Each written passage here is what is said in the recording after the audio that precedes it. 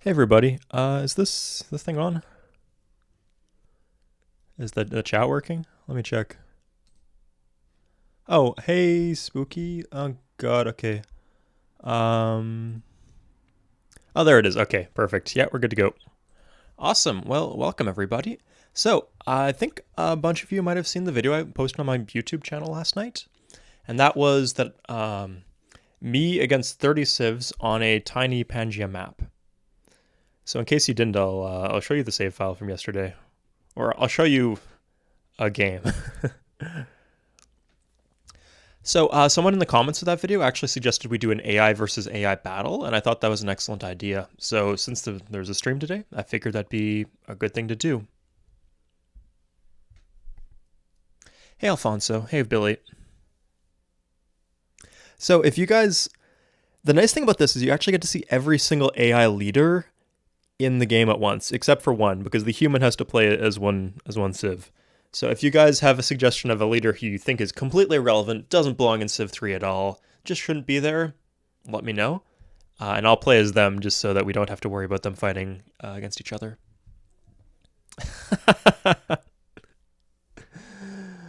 God. We don't talk about that part of the Discord, Spooky. Is it possible to do 30? That could be up for discussion. How about we'll have a look. And I'll see what you guys think. If you guys think it would be a more interesting playthrough to play on small rather than on tiny, we could definitely do that. Although I would have to edit the scenario definitely. So here's what I had. So I believe I'd set it so that every single world size is actually secretly tiny, so it doesn't matter which we choose. That's why I say I have to go into the scenario editor to fix that. But yeah. Sid, of course. So yeah, this is basically what the game looks like.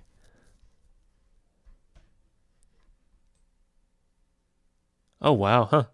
Yeah. So this is 31 civs, including me. I wouldn't be playing, so it'd just be 30. But yeah, as you can see, everybody gets real close and personal. Ooh, big patch of jungle here.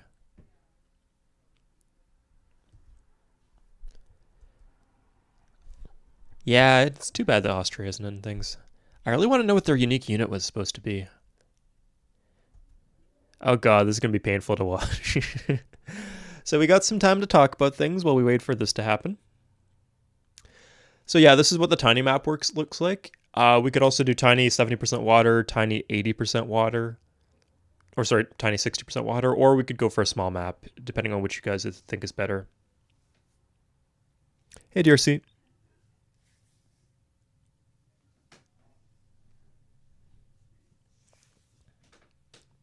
Wow, did Carthage just join 2 settlers to their capital?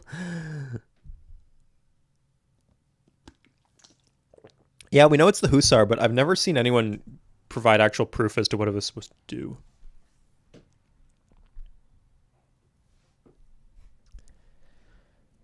Like, plus additional attack is already taken. Additional defense was like removed. Like the Cossacks used to be additional defense, but it was taken out because it kind of fucking sucked. And yeah, +1 movement would be absolutely absurd. So what could it be? You know you can watch an AI versus AI game with no units, right? How's that? At the moment, I'm just showing people what the AI versus AI looks like, so we can judge. Oh yeah, we're not playing this, Luca. We're we're gonna be the spectators, but I need you guys to judge. Do you want it to be? Is this size map good? Do you want it to be this ridiculous clusterfuck, or do you want it to be a smaller or like a bigger map?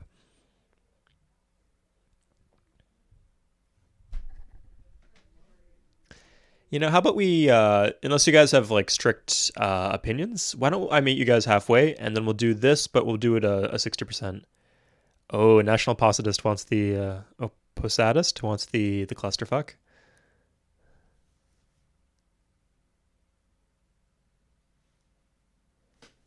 Yeah, we could do 70% water or 60% water.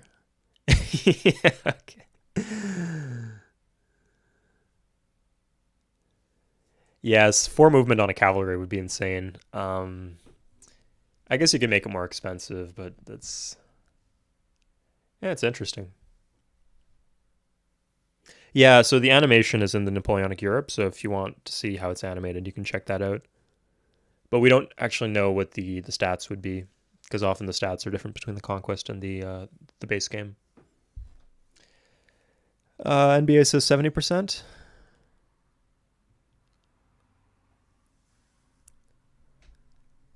Huh, I'll give that a try, DRC. You guys tell me, do you want 70% water or 80%? 80% was what I just showed you, but we could do 70% too. We said custom player data, I guess we'd want. Okay, and then we go players, player 1. Starts with nothing. You're saying that this works?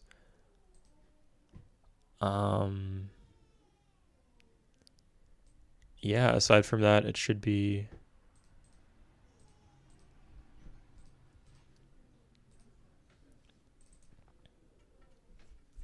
Oops, I'm not doing multiplayer.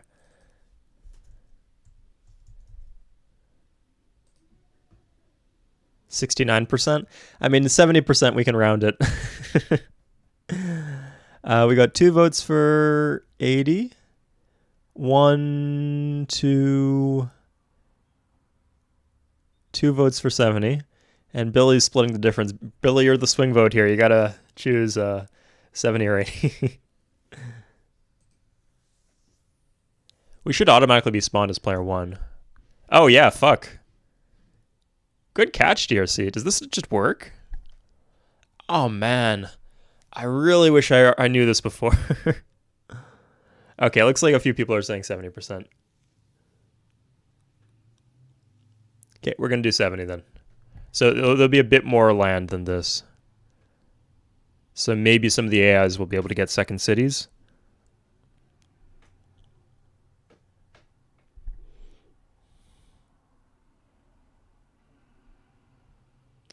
I'm really sorry. We just have to suffer through this pain.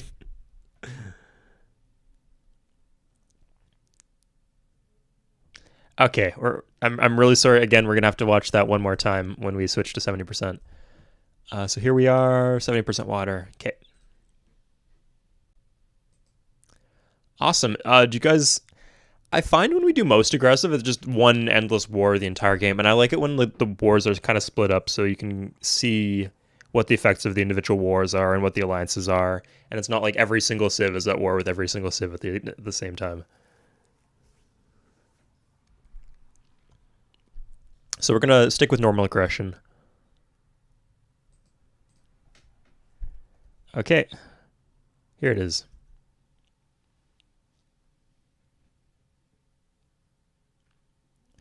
What do you guys think? Does this seem balanced to you?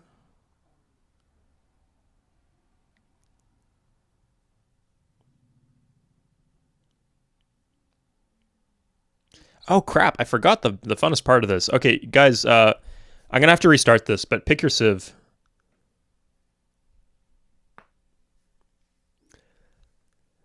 So I'll write down what civ you guys pick, and it won't be like, I don't have a big prize plan, but I'll see if I can think of something. So if you guys have any picks for what civ is going to win, pick now, and I'll restart the game. And I'm actually going to specify, because they don't seem to spawn in jungle and in desert, so I'll do normal climate, normal temperature, 5 billion years, just so there's a more even distribution between the AI. I'll do raging barbarians, because why not? Okay, ooh, fuck, there's a lot of them so far.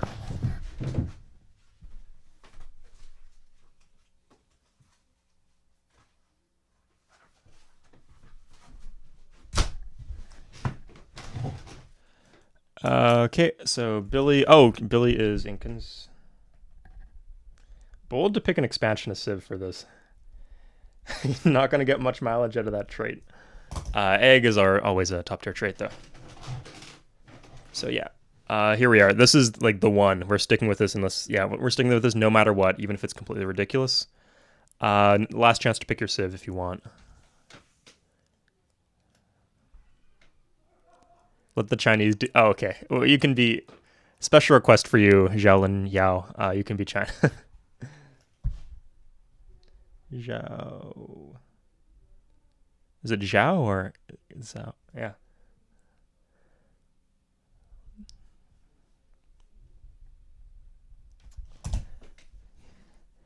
Same for you, Spooky. You can be Russia if you want. Oh, no, he wants to be Greece. Okay. So,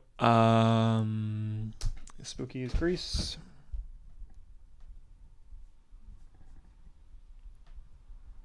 I like how in previous casts there's like wasn't enough spots for as many people as wanted to pick civs, but here we're not gonna have that issue. NBA is Hittites as before. You picked them a few times, haven't you?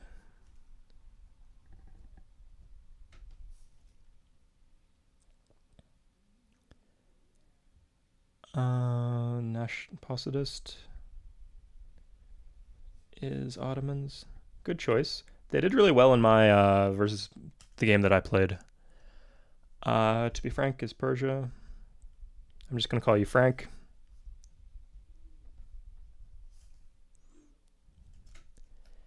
And Tony is Russia. I'll call you Tony R.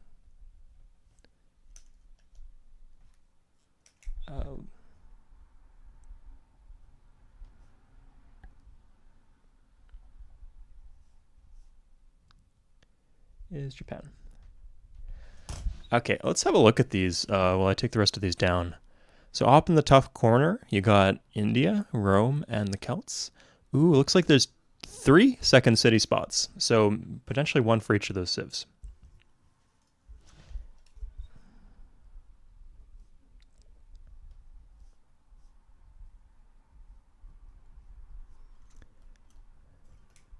Wayla, sorry, Persia is already taken. I'll give you Iroquois and I'll give Yanko to the Mongols. Sticking with old reliable, aren't you there, Wayla? They won last time, they'll win again. And Yanko. Mongols. Okay, that's it, because people have seen where the civ spawned now, so I'm going to have to cut you guys off. Let's see where Greece is. Oh, there's an island. Interesting. I mean, they look like they're set to get this this horse city right here. I mean, I can't stress enough how much having any city is very advantageous for the AI, even if the city's absolute garbage, just because of the unit support. Like on Sid difficulty, I think they get like 7 or 8 bonus unit support per city, plus a flat 4 in despotism. So it's worth about 11 gold per turn, regardless of anything else. And they are consistently over the unit support cap.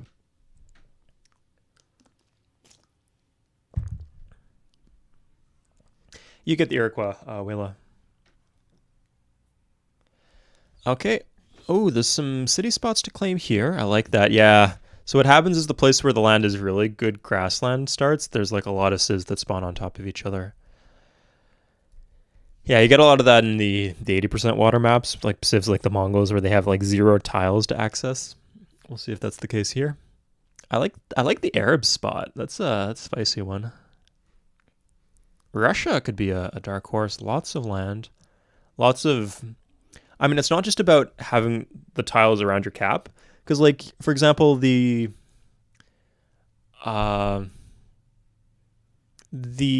have decent tiles here, but when their borders expand, they're not going to get... They'll get this one definitely, and maybe the iron here. Whereas Russia will get, like, almost every single tile here guaranteed for Moscow. So whoever picked Russia, Tony R, I think you're going to do pretty well here. What's my opinion on Civ 2? I haven't played it since recently enough to have a strong opinion. I remember it being pretty fun, but having some flaws. And also, like, I just go broke late game and I couldn't compete with the AI. I know what that was. Oh man, they're everywhere. This is beautiful.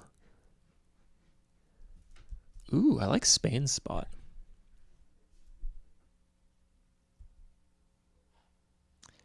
Okay. So we're seeing some second cities come out. Good for Rome. Ooh, this will be a bit of a grab bag. The Zulu have a fantastic city here on the furs. Yeah, they're going to be a powerhouse. Again, any city is useful, so congrats to the Germans for picking that up. And... oh, yeah, the Carthaginians. It guarantees them oil later on. That might be pretty important, actually. There's actually not that many resources relative to the number of players on the map. There's literally two sources of oil. Who's got the other one? It's up for grabs, but most likely the Dutch. Yeah, Japan is good land here, and they have iron too, Luca, so they'll be able to get their samurais out.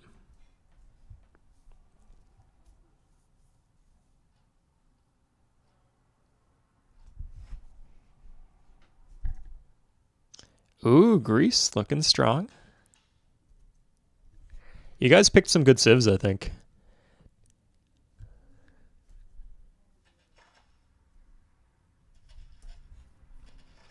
Oh, there's the border expand. Okay, so the Celts got the city here. The Indians, you can never count the Indians out just because of the war elephant, but yeah.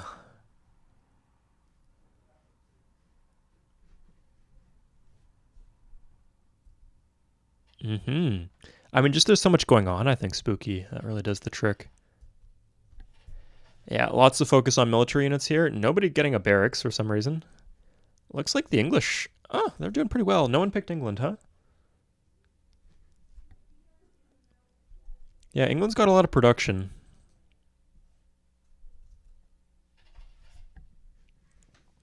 So I think they're going to be able to cruise to an early Colossus.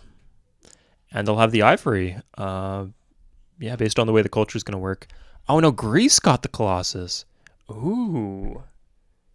Okay, congratulations, Spooky. You might be in a good position to completely control your island. So yeah, Japan just has the one city, but I think it's a good spot. Lots of production. I think it's advantageous to have no fresh water, weirdly enough, because it means that they mine. Like here, the mines have irrigated, but they're in despotism, so the irrigation is useless. And even if they were out of despotism, it wouldn't really do much good. Just because they have no high production tiles to use. Like they just get capped in growth based on the limited availability of tiles. The units that the AI spawns here, yeah, so the AI just spawns with like this big stack of warriors. If they start with warrior code, they start with 8 archers instead of the warriors. Like 8 archers and then a bunch of warriors. Yeah, that's just how it works. I actually have a video on difficulty levels you guys can check out. Thank you, Alexandros.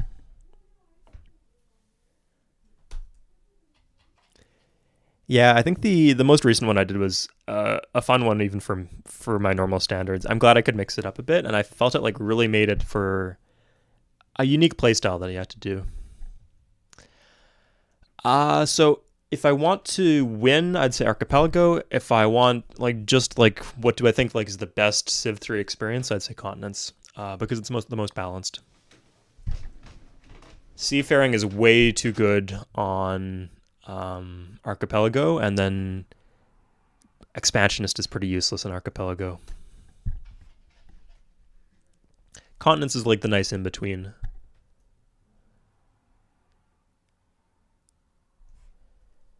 Yeah, like they did the remasters on games like didn't they do Age of Empires? I think they did a crappy one for Heroes 3. There's a few like retro games that they did remasters on, and I think Civ 3 would really... I mean, the graphics are perfect. I wouldn't want them to touch the graphics, but in terms of like features, like adding like quality of life stuff, there's just so much room for an improvement.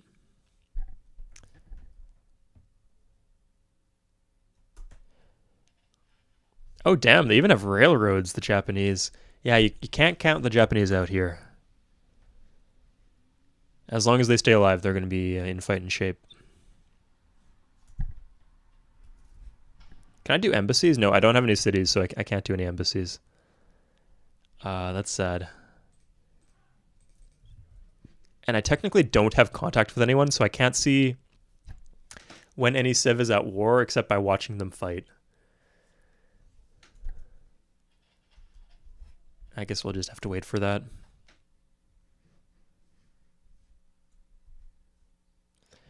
God, I haven't played Command & Conquer in ages. That was like one of those games that like I played at friend's house. I probably played it like half a dozen times, but I never bought for myself.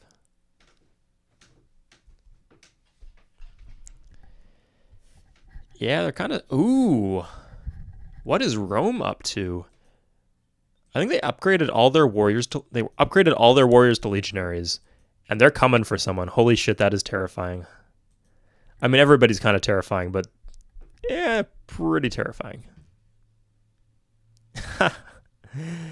Yeah, at a certain point I might turn some of that on, but now is not the time.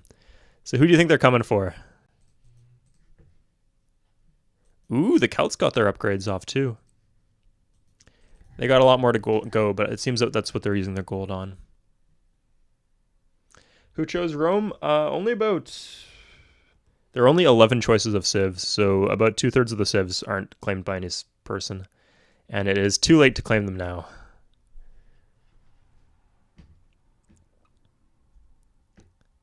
Are they going for Japan?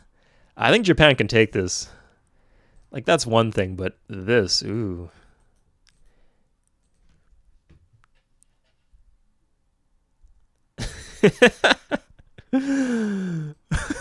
What are you doing there? Let's see, is anyone else doing the same thing? Oh, Berlin fell. Ooh. Interesting. Okay, I guess we have to be on guard for those moving stacks.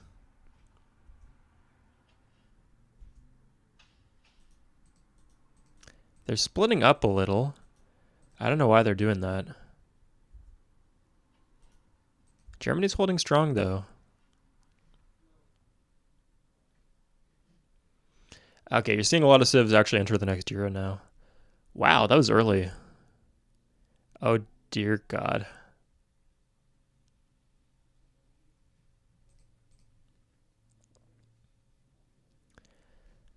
I guess the Japanese are too intimidated to like kick the Romans out because the Romans have a pretty big army.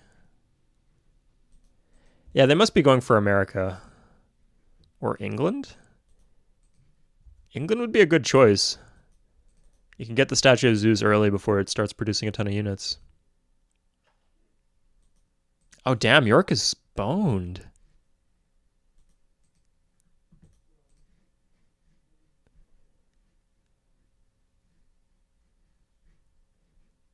Okay, nobody picked England here, but here it is. Demolished. Oof.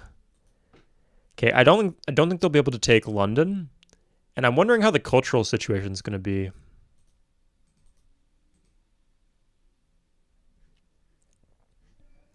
Like, was this liable to culture flip or not?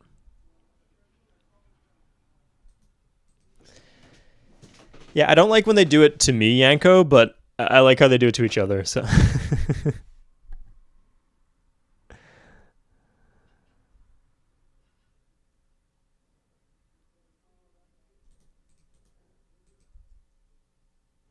Yeah, Rome and England has a nasty history. Although probably better. Oh, what the hell? I mean, they had like 3 units in each of their cities. I guess I shouldn't be surprised by that, but wow. That was fast. And there's something going on here. Carthage against the Aztecs?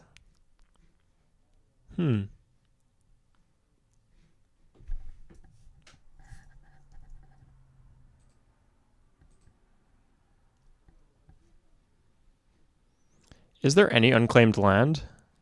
Oh, yeah, there is. Okay.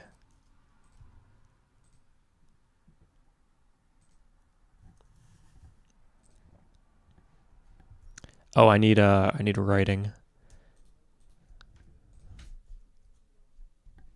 Ah.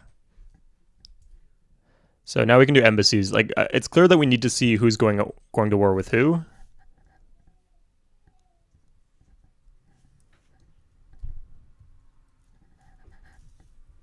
How do you... Okay, here we go.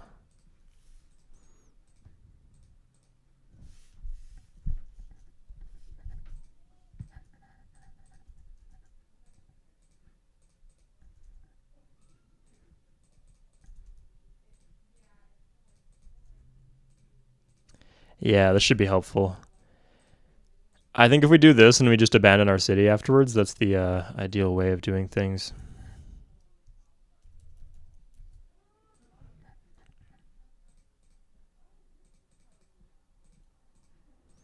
This is actually painfully slow given how many AI civs are in the game. Oh no.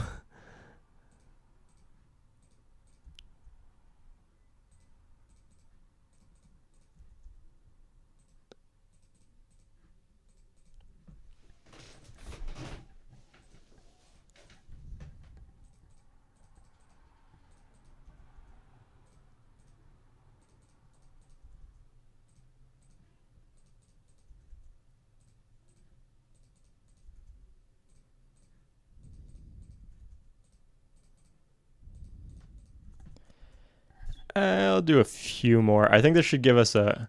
Oh no, we'll have to do a lot more because I just gave myself a lot more money and I don't want them begging me for this money. You know what? If any of them claim them or ask me for this money, I don't want them to be at war with me. I'll just give it to them.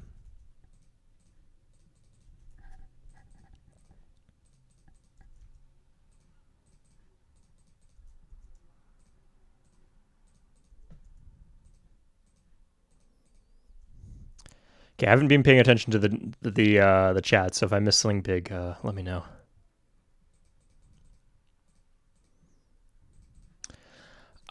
So number of units in a city actually does affect the odds of being culture flipped, but the effect is pretty marginal.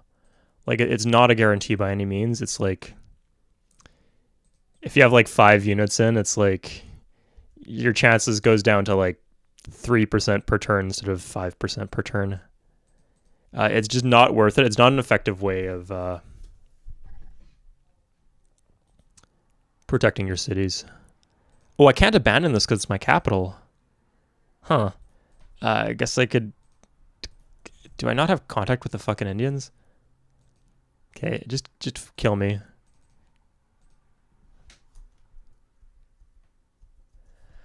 Oh my god.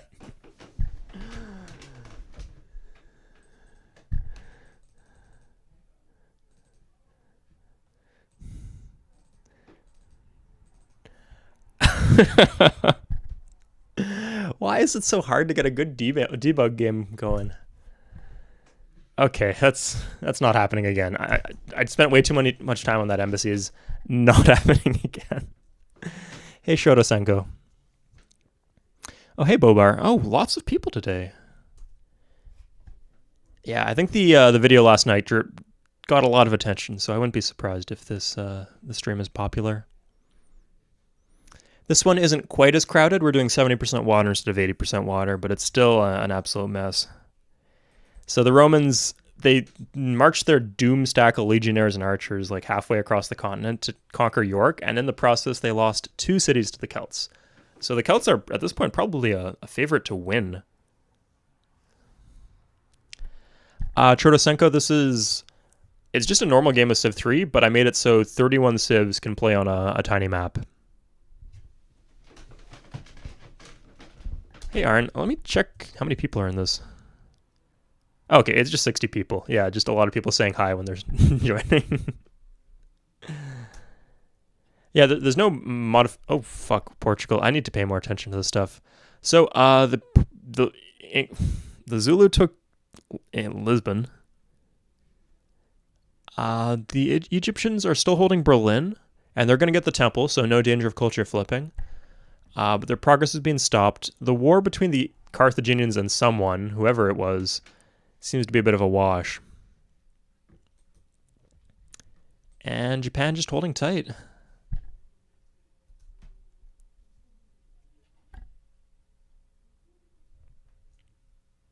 Oh, sorry. In case you guys don't know, this is debug mode. So you can play debug mode, which lets you watch the entire game pretty much from a spectator perspective. It works in single player games, not multiplayer games.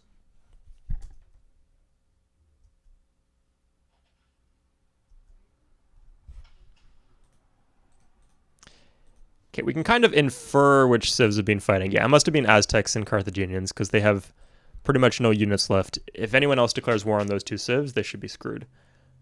It's kind of convenient that these two civs got conquered because now we pretty much only have to pay attention to this screen right here. We could just end turn on this screen. Although, yes, thank you for reminding me about the island. I like your cheerleading, Luca. So on the island, the Greeks and the Persians have kind of tuckered themselves out. I don't think Greece is ever going to fall with the other hoplites, but they seem to be completely pillaged. Is this a 2v1 war? No, it's just the Incan... Huh, oh. It is a 2v1 war, yeah. They're just not making any progress attacking the cities of the Greeks themselves. Yeah, not looking good for the island civs, I'll say that. Oh! Wait, so... I should be paying attention to the island more. Since, to be frank, is Persia. Billy Wolf, I believe, is the Incans. And Spooky Light is Greece. So this is like the battle dome to see which stream viewer will come out on top. My bet is kind of none of them. I think they're all just going to make themselves useless. Although the Incans have iron. I wonder what they could do with that. They could conquer Persia. That's probably their best bet. They're never going to get through these the hoplites.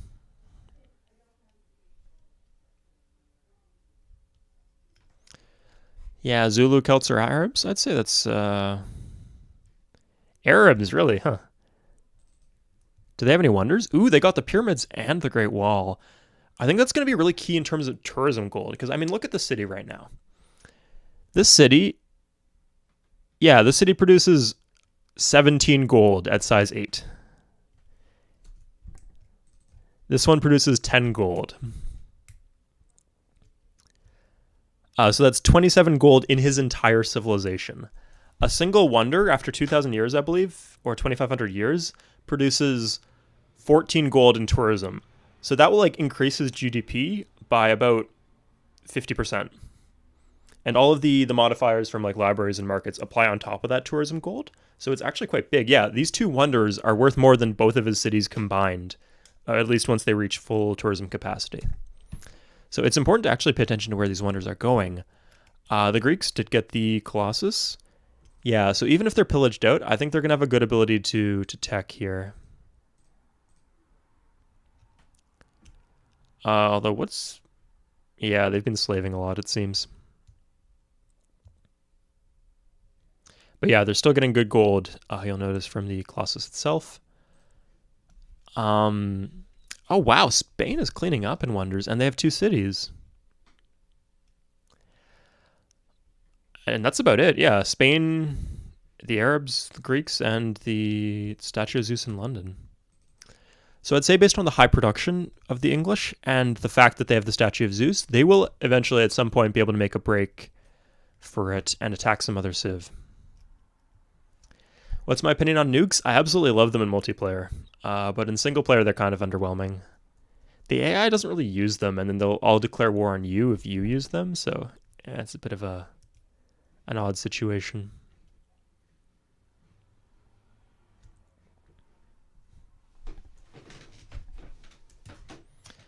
The Spanish have iron and horses too. Wow, okay.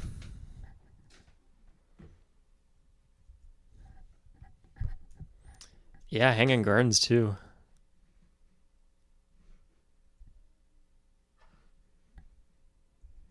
Where did that... Oh, nice. Good for you, England. So England managed to retake York. So after all is said and done, the Celts get 2 cities and England is back to normal. Where is Russia? Oh, yeah. It's funny how they start with 3 workers and then what happened to all their workers? Like, why isn't this tile mined if they're going to use it? And why don't they have any buildings? Okay, I don't think they are singing Staying Alive. I think they're singing a very different song right now. Mm. Oof, Yanko. Yeah, single nukes can just obliterate stacks. What do I think in real life of nukes? I think we should pursue a policy of nuclear disarmament. Okay, good for you, Russia. And congratulations to you, Tony. So Russia takes a city and he cuts off the Zulu. We'll see if they're able to react here. They do have quite a few units. If he got walls, or if he gets to size 7, I'd say he'd be able to defend pretty well. But if he the Zulu collapse with all their units, it might be tough. Yeah, actually. This seems like mostly MP.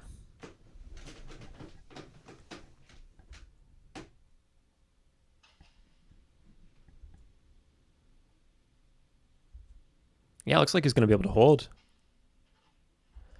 He's going to get pillaged out by the MP, it seems. Yeah, and now economic collapse happens.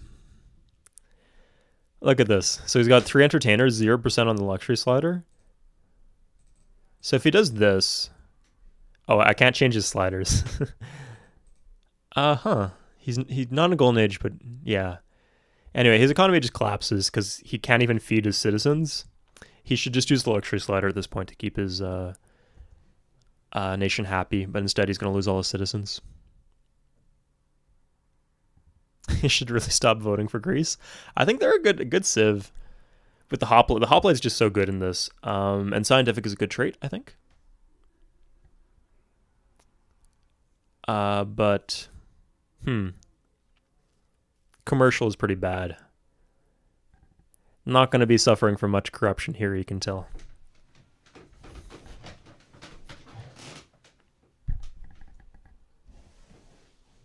Ooh, Japan and the Celts are at war. And Celts are having some... Oh, no, looks like Japan should be okay here. They got their big swordsman stack. If they can, like, reach Entremont, or if they can collapse here, it'd be pretty good. I think they're going to win this, honestly. Oh, nice. They attacked into this, but the attack failed.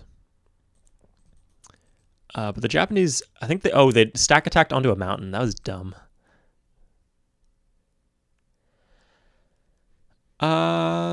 So this is debug mode, Yanko. So you can actually go in and adjust the citizens of the AI. I'm not going to do that, but I was just trying to prove a point.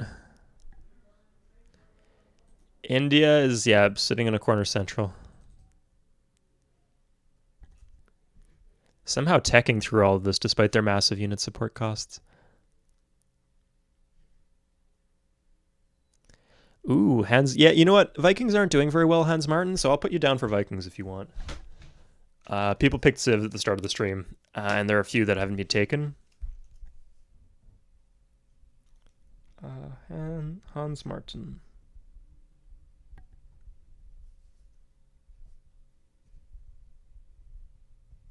I think I like it when individual like viewers of the stream are associated with particular civs because it really adds some like human drama to what's happening in the game. Okay, the Greeks have finally started getting workers out. Ooh, and Egypt is heading for someone, heading for Spain. This isn't going to do much.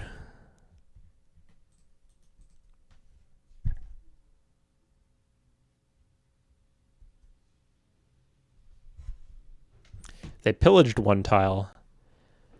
Maybe the Spanish will counterattack and wipe them out. No, the Spanish don't actually have that much, huh?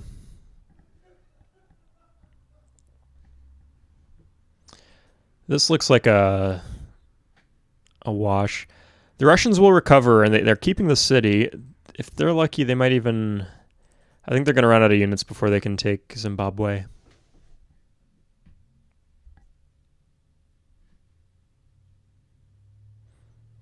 Thanks, Billy.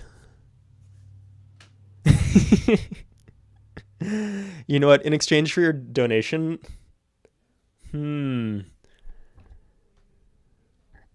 Let's see. I'll pay special attention to the Incans. I can't give them any leg up, or at least I'm not comfortable doing that right now.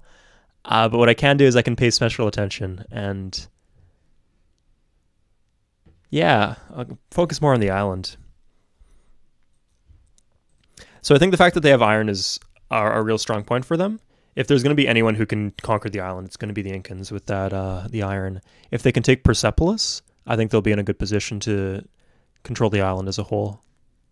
Because even though they'll have the same amount of cities as the Greeks, they will have a lot more tiles. Because that's the thing. Like, you can see what the reason that the Ottomans are doing so poorly compared to, say, Japan, despite the fact that they're both on one city, is just the number of tiles that the Japanese have access to.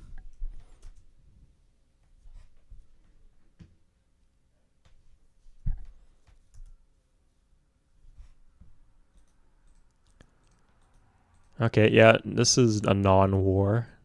Nothing interesting happening here. I'll go with Carthage. You know what? Okay, Julian. I'll allow that. I just can't have people picking like the best. Like if someone came in like 10 or 20 minutes into the stream and is like, I want the Celts. That's not fair to everybody else. So, Carthage for Julian.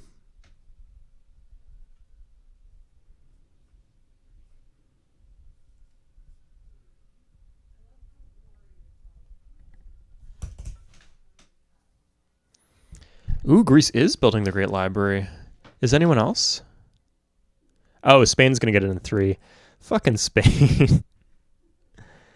How many civs actually have literature? Okay, quite a few, but not that many. Oh, the Arabs were so close. If they just... Okay, that doesn't make a difference.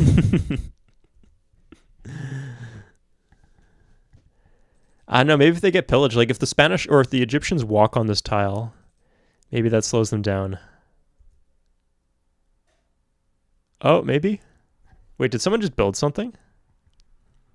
I gotta pop up. Wait, what the fuck?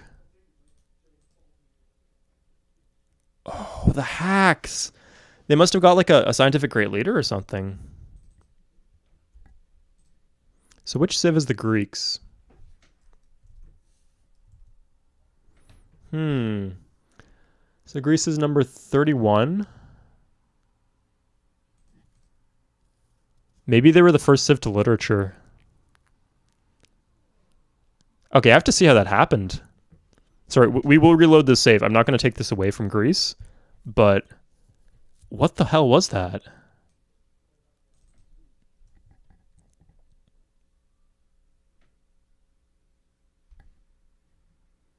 Great Library in 51 turns.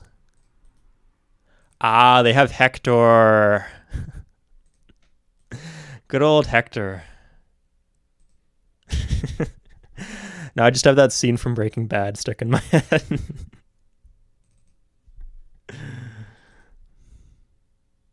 Look at me, Hector.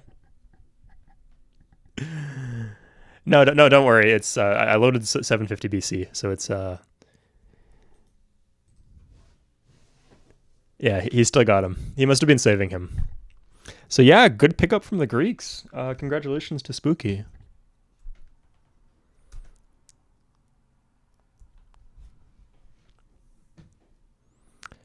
Ooh, the Americans have started a war. Where is America? Ah, they're here, and they're fighting over China or the Zulu? If they're fighting the Zulu, that might be a successful war. Otherwise, I don't know about that. Okay, yeah, they're definitely fighting China.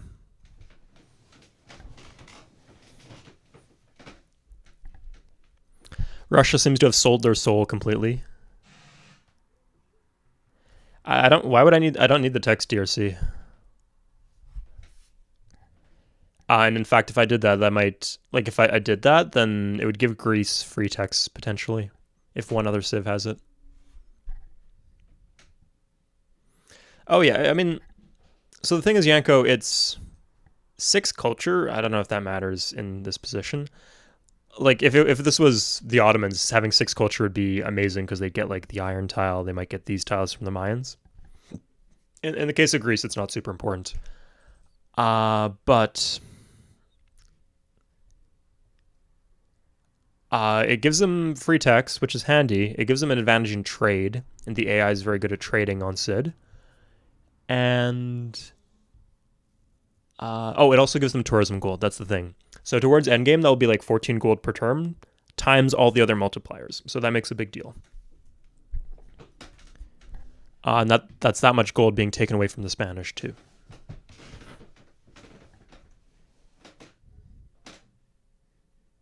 Oh, to see the map. After they get education, I'll do that. Can we see the Celts Empire? Sure thing. Oh, the Vikings actually picked one up. Nice. Congratulations to Hans Martin. And they're landing some units here. I don't think they'll be able to do much, but they have lost one city, and the Vikings are... Huh? Oh, wow. They're actually about to take Alesia unless something changes dramatically.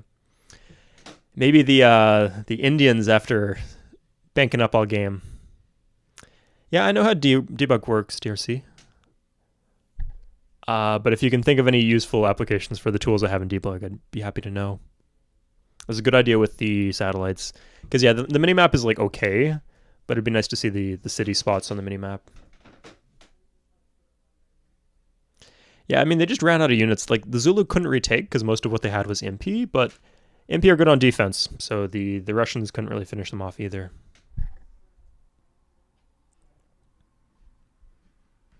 Nice, Alesia has fallen. They still have a... Okay, they don't have that many offensive units, so I don't think they'll be able to take out Rome. Huh, interesting how the Rome and the Celts have pretty much switched places. Okay, so that's our big runaway civ that we thought was going to win the game for sure, being weakened significantly.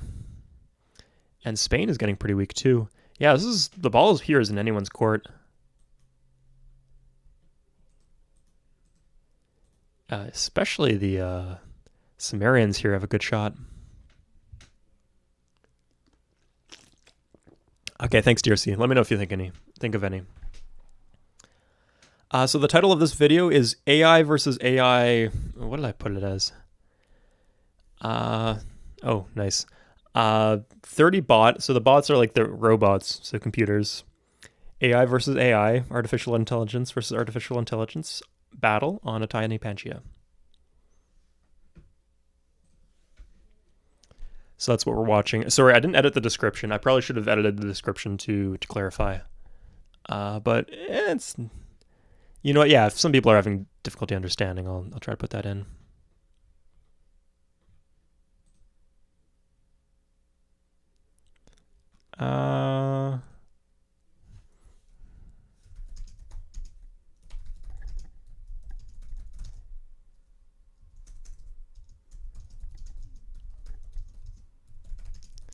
Yeah, that should get the point across.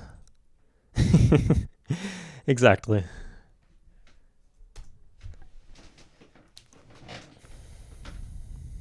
Can we take a look at the Mongols and what they have in their capital? A lot. I think the single biggest thing that the AI could do to ensure that they win in this is build barracks. Like, just getting that one barracks early was just so good for the Russians, for example. Carthaginians seem to have a lot of veteran units too. The Arabs are doing pretty well, yeah. It's just like pretty much like a 33% boost in combat efficiency.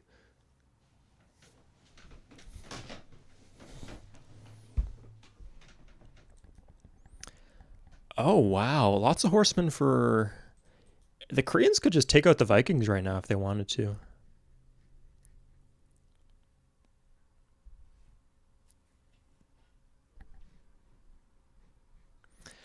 So the island has returned to a state of peace. Incans are starting to stack swordsmen. I don't think they really need... There's like all of like 6 offensive units on the entire island. I don't think they need this many spearmen, but okay, dude. Whatever floats your boat. Do I have a link to this mode? I'll post it in the Discord. Yeah, someone commented today and I was gonna email it to them or something. But I turned this into debug mode. So I would have to go into the editor and turn off debug mode. I could show you guys how to do it yourself if you're curious. So you just open up the editor. If you don't know how to open up the editor, it's in this folder right here. Program files, Steam, Common, etc.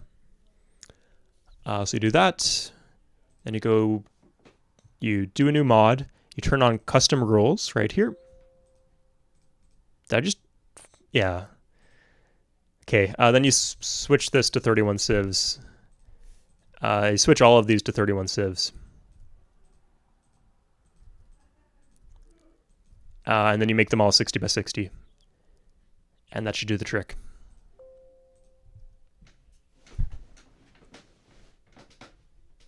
Yeah, and then you save it, and then you open up Civ 3, go to Civ content, and then whatever you saved it as, you load that file.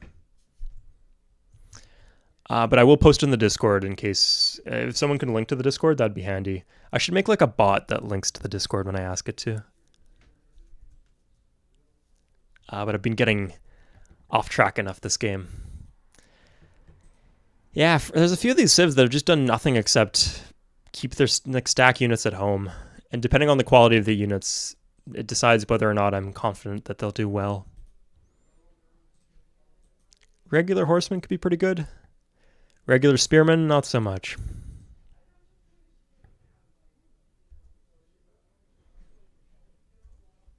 Yeah, they are kind of just city-states.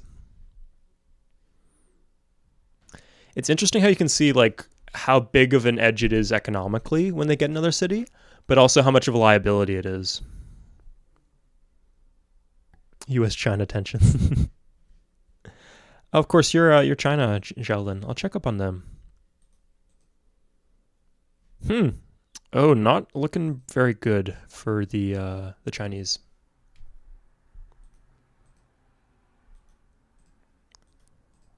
Not looking good for either of these civs. It looks like they just collided their stacks and then nothing happened. The Hittites might be up to something. Are they fighting the Aztecs? Seems maybe. Okay, they're pushing in. It's a lot of warriors and not a lot of Aztec units. What's going to happen? Ooh. Bad luck, dude. Good luck for the Aztecs, though. They got a free military great leader. So congratulations, Newt Newt. You've lasted another turn. How's Germany doing? They lost their capital. They have managed to irrigate these 2 tiles. So that means they've got like a healthier economy up and running. So they'll be able to start stacking units. Now, I think I understand what's actually happening, that the reason that these civs have no buildings in their cities, yeah, like the reason they have no buildings is because they're just so broke. So what happens is they build a bunch of military units, they go broke from unit support costs, and so the game just sells off all their buildings. Yeah, it's happening here, it's happening here. You'll notice it's not happening... Oh, the Celts actually lost this city to the Indians. And then retook Alasia somehow. But it's still in a bit of a precarious spot. So yeah, you'll notice that the Indians have no buildings because they're broke from all the unit support. But the Romans do have buildings because they're not broke because they've had more cities. Yeah, same thing with the Greeks. They're actually able to build these buildings again because they have the low unit support costs.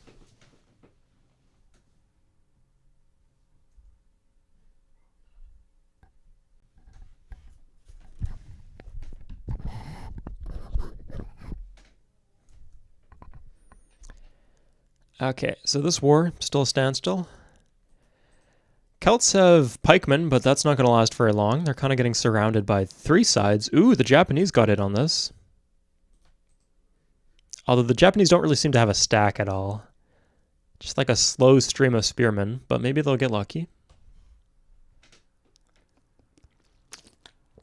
Molten Jam, I did check out Escape from Zombie Island. A lot of cool work has been put into that, but I feel it's too complicated for me to understand. I'd have to put in a lot of work to just understanding how to do basic stuff in it.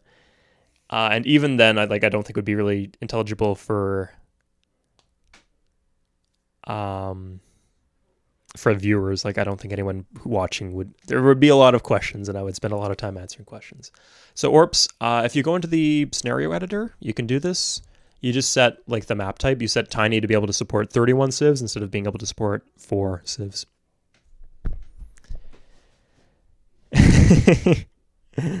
We'll see if they do overextend, but they seem to have quite a bit at home, so.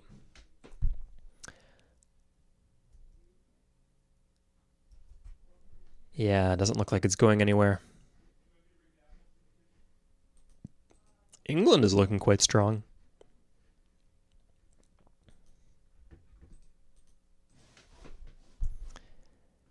And the Iroquois.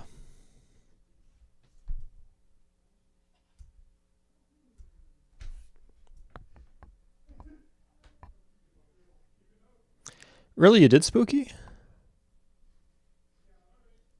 Orps, I'll just post in the Discord. I don't know if you're in the Discord, but if you are, I'll post it there.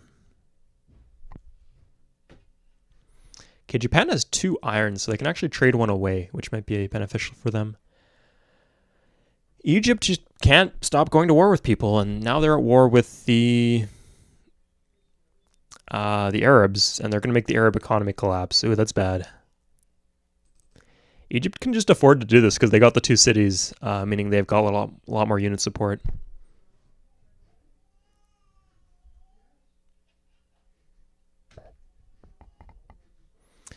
Okay, so the Celts are completely scrubbed clean here. But they don't seem to be dying.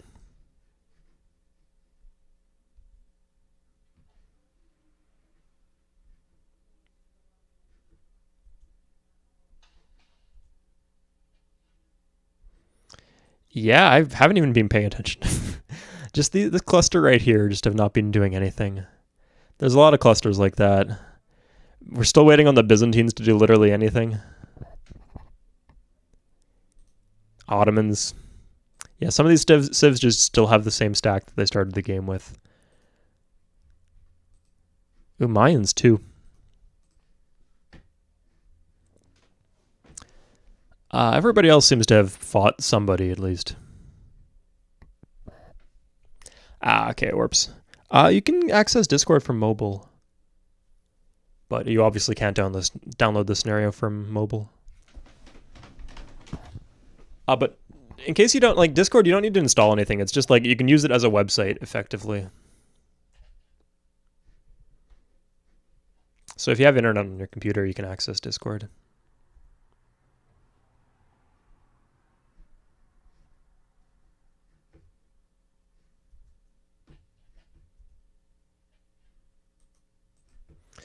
Okay, well, we got what we asked for. France is finally heading somewhere. Let's follow them. Really, for Samaria, but Samaria is actually heading out to the Mongols. So it looks like we're going to have a bit of a switcheroo. Yeah, if you guys are asking for the Discord link, I'll give a Discord link. One sec.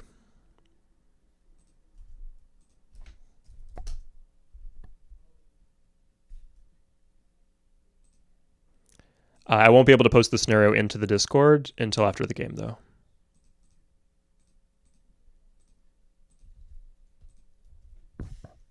Okay, let me know if that works.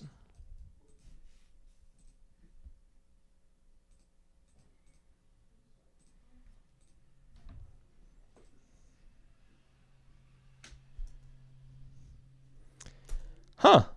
Wow. Okay, so the Sumerians had their massive stack here. And I think they would have killed the Mongols if they just attacked, but it looks like the French got the attack off first and they just wiped them out before the stack could actually do anything. So good job to the French. Nice, welcome aboard. Okay, the Vikings seem to have finally retaken Alasia. And the English are doing something. They might be on the verge of killing the Celts.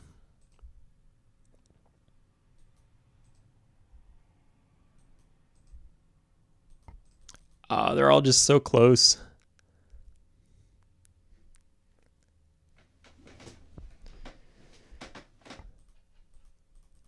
Two guys left. You got what it takes. Just stack attack this. Either of you, just attack with the fucking spearmen for all I care. It's not even on a hill.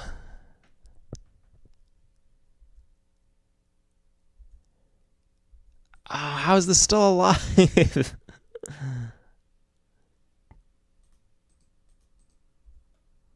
Oh, the English are actually at war with the Indians, not the Celts.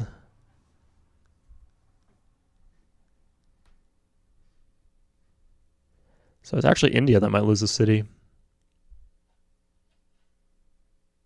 Who's winning? I'd like to say the Vikings are doing quite well. Who's ahead in tech? That's probably a good answer to that question. The Spanish. Spanish are winning, we'll say. Spanish, Arabs. I don't believe the Greeks. No, they just got it for free from the Great Library. Anyway, let's give myself some techs.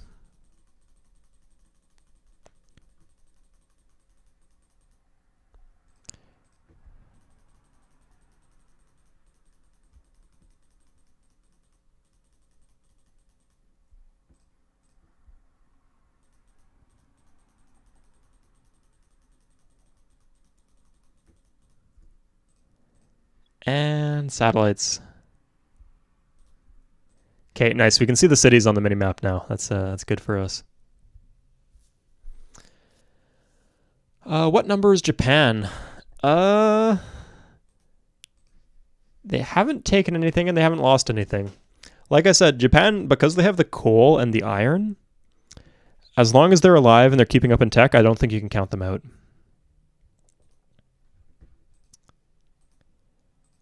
Ooh, Persia actually is really benefiting from this barracks here. Having the veteran units for a war is going to be very beneficial. Yeah, I'd say it would be Julian. They're so close, but I don't think they're going to be able to do it. Oh. This must be it, surely. Nope. Huh, good for you. Oh, England. England, though. England could do well here. Oh, fuck. India finally got it. Here comes the English. Oh, no, they backed off. Huh. Nice. Good for India. India, like, spent everything they had. But they finally managed to grab an extra city. So all worth it, I think. Yeah. Greek's doing well. I don't think any wonder that doesn't give tourism gold is as important, but it's still pretty good.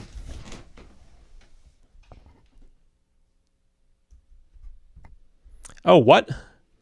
Egypt. Oof. Okay. The Dutch? Really? The frickin' Dutch. They could have just... The Indians could have just planted the city here. Nope. Looks like the Vikings are going to get... Nope, they don't plant this, huh? That'd be a good city, too. Dies. They are? No, Japan's still alive and kicking it.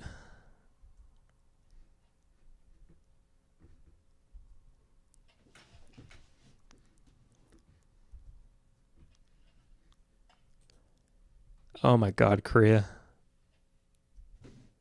Wow, the wonder stacking though. Look at this. 177 science per turn.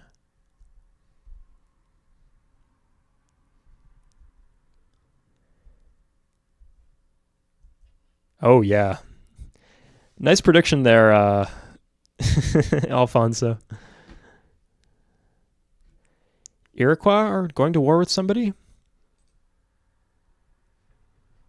I don't know who. I think they could have killed China, but they didn't. They did now, though. Okay, so things are... Russia is also stabilizing. Like, they fixed their economy. They have some buildings up and running. They're doing good. The Dutch East India Company.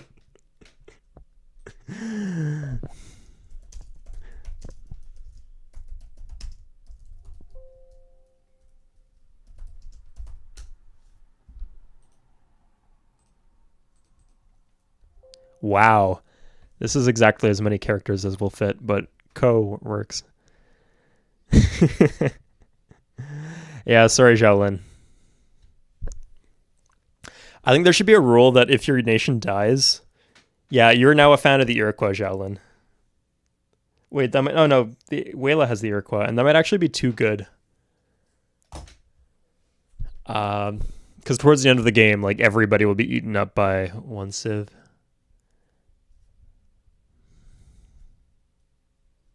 What makes a city good for certain improvements? Oh, this is a complicated question. I'm gonna go to the bathroom and I'm gonna come back and answer that question. One sec.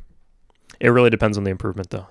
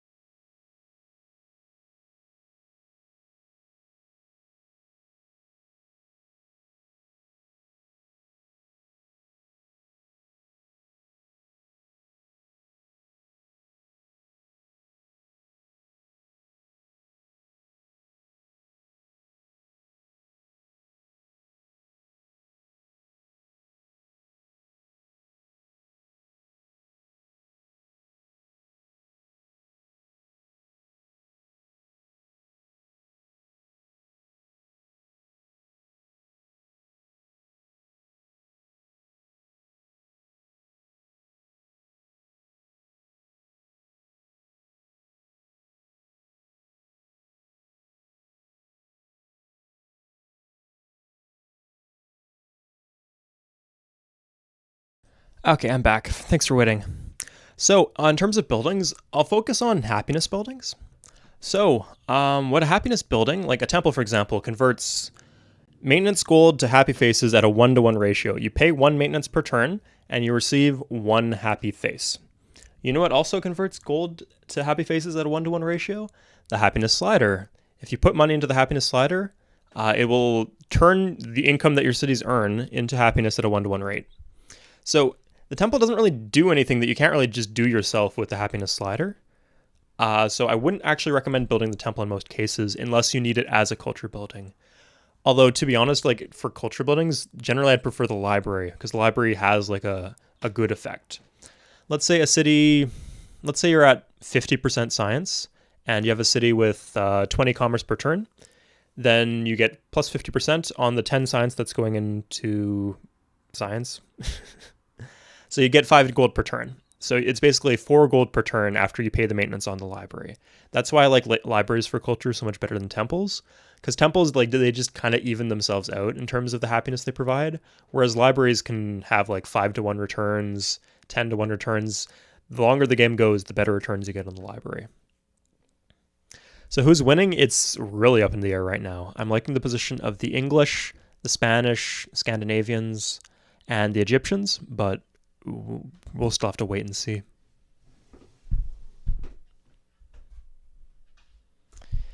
Yeah, Spain is just really blowing people away in terms of science. They did the wonder stacking strat that I'm so fond of. It's hard to see now because they're in anarchy, but how many have died? Probably about 7 or 8. Rome, India, Celts. Literally everybody who spawned on this peninsula is now dead. Chinese, Arabs, Sumerians. Yeah, I think that's it. Oh, and America. Oh, no, not America. Portugal. This is on Sid difficulty.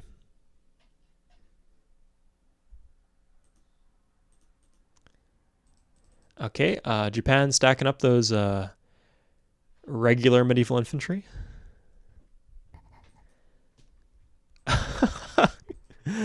Korea. Are they actually like acquiring new units? Or are they just like losing them to unit support? Let's see. They build it and then it actually disappears. Yeah, so they are losing 1 unit per turn and 1 building per turn due to unit support. Looks like Carthage is kind of closing in on killing Byzantium, but just short. They miss out.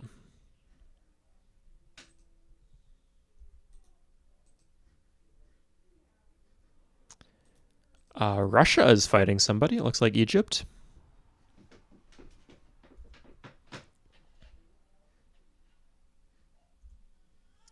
Yeah, lots of wars going on.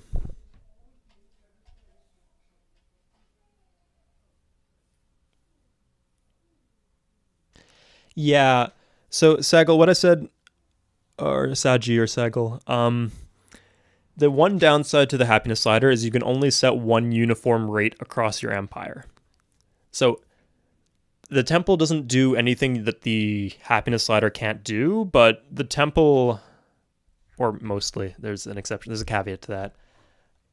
But the advantage to the temple is you can put a temple in like 1 city if you like need happiness in 1 particular city. I still don't think it's a good idea though in most cases. You should be better off like prioritizing luxuries and then do market plus luxuries, because market gives you a bunch of happiness once you have luxuries, once you have more than 2. You can also use the happiness slider, is great. It just saves you the production. Like the 60 shields for temple is a ton.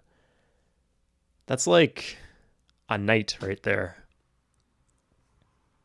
If you have 20 cities and you have a temple in every city, you could just straight up have 16 knights instead. And with 16 knights, you can just kill someone.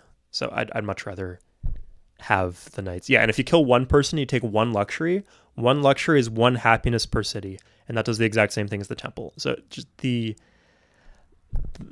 return on investment of temples just doesn't really even out unless you really need the culture, or sorry, the border expansion soon. Normally when I do, if you see me do temples in my game, like think about, do I need the border expansion and am I liable to culture flip? And the answer is usually going to be yes if I'm building it. So the English have taken Beijing. I think the English are kind of, they're spread a little thin. Not sure how I feel about their position. I guess this stuff is all kind of close by. Oh, here they come. Those are some good offensive units. Oh, yeah. They're almost dead. Okay, yeah, good for England. Unfortunately, they got industrial Spain to deal with, who are just continuing to play fucking chieftain difficulty, building all the wonders.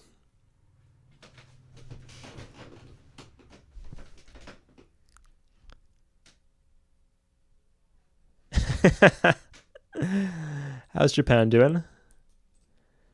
How's Japan Tekken? That's the question. They are...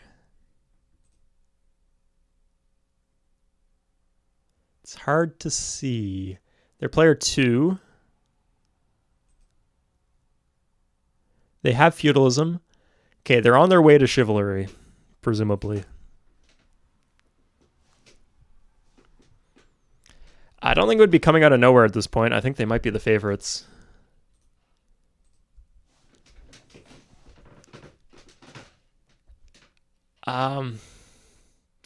Yeah, they're going to get guerrillas. Once they get Taos, it's just not going to be... Like, even without any... Oh, they have rubber. Okay, they'll get infantry. And infantry will crush everything. Oh, yeah, they're actually... They might win 1 city culture victory. If I was Spain and I had those wonders and I was going for 1 city culture, I'd be feeling good right now.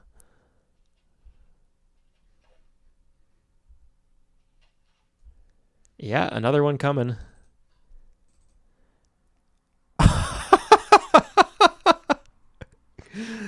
Okay.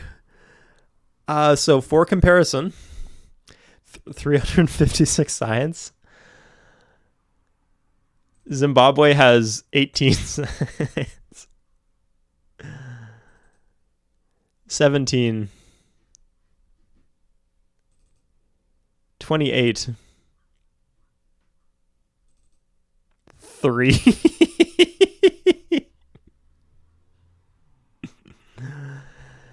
Yeah, so the way it works is the wonder stacking thing. So you get a bunch of tourism gold, 4 tourism wonders in Madrid itself.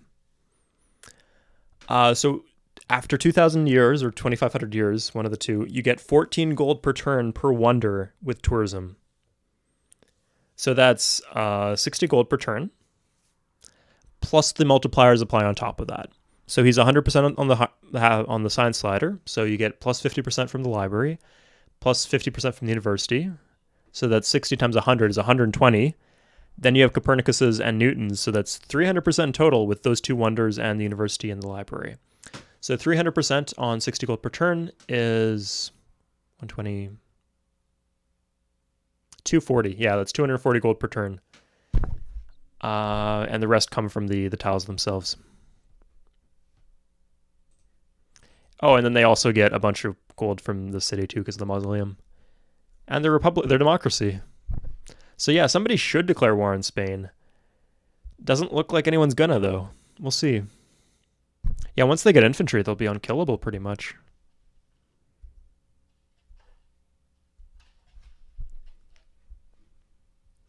I guess another civ could like get really big and take a lot of cities.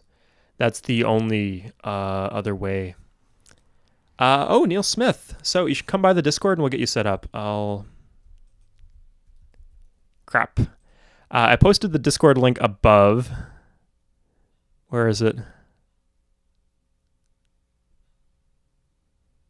God. If I'll just do this real quick.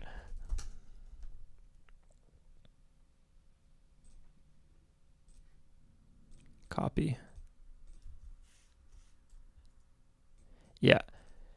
Just go to the Discord and we will help you get set up. But really, it's actually pretty fundamentally easy to play online. Like, you don't need to really even download anything. If you have, you need the game on Steam. If you don't have the game on Steam, you can't play online. But if you do have the game on Steam, then you're good to go. There's a few, like, we play a lot of mods, like scenarios for multiplayer. So if you want to like practice those scenarios in single player, then you can download the scenarios. And there's little add-ons, like you might notice that I have the happy faces here, so it's easier to tell when my city's about to riot. And I got like the grid overlay, so there's like A, B, C, D, E, 1, 2, 3.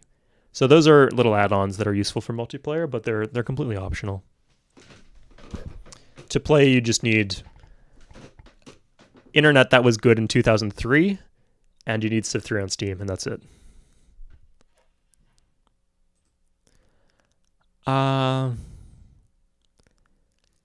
Yeah, they do have rubber right here. Oh, the English have rubber too. Interesting. I think if the English can take Lisbon, they'd be in a good position. They have a lot of unit support, but they seem to be going for buildings instead of army. And at this point, I think they'd benefit most from army. Hey, Arnorian. No problem.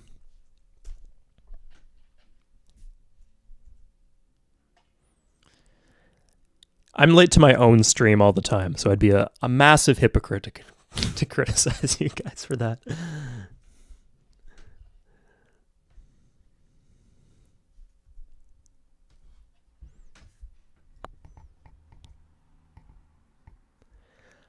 Zulu are fighting somebody. Are they fighting the English?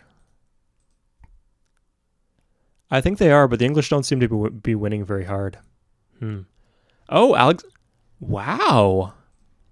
Well, congratulations. Damn, okay, here's our dark horse to victory, Spooky. Sorry, I should be paying more attention here. That is a massive stack. Go conquer Persia, just conquer Persia.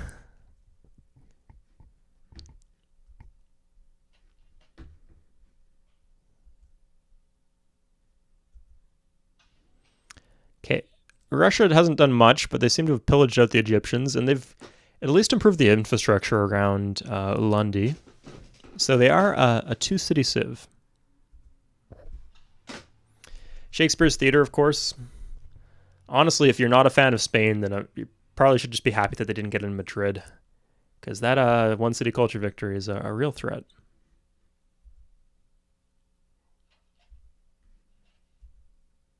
The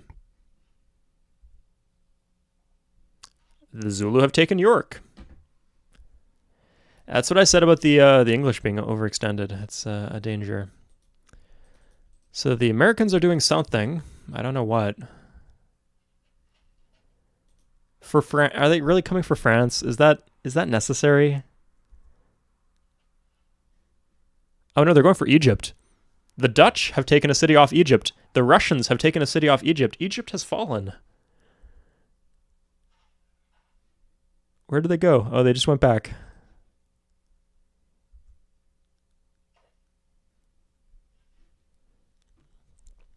To be frank, I think you might need to take one for the team here and concede your Sith, just so Spooky or Billy can have a chance at winning. He's got some buildings. It's odd. Yeah, he's just sitting on this massive stack of regular units.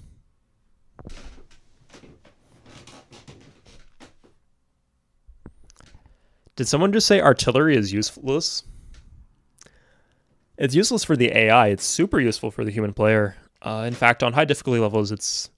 I don't know if you watched the single player game on Sid I did of this mod, but I made heavy use of artillery and it was quite effective.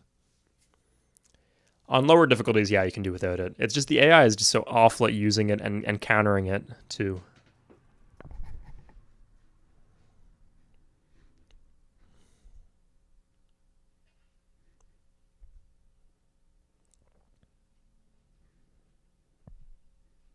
Something's going on here. Korea has finally fought someone. I don't think they chose wisely. Yeah, going for Scandinavia, not going to do you much good.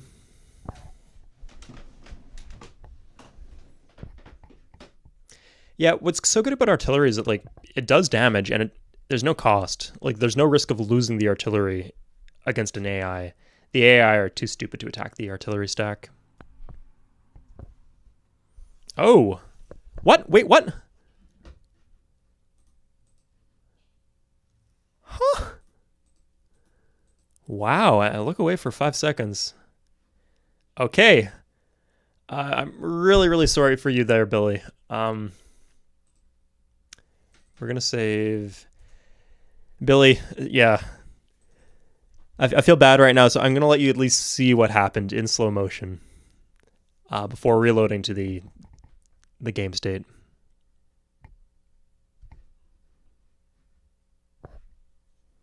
Yeah, it looks like they just let him out.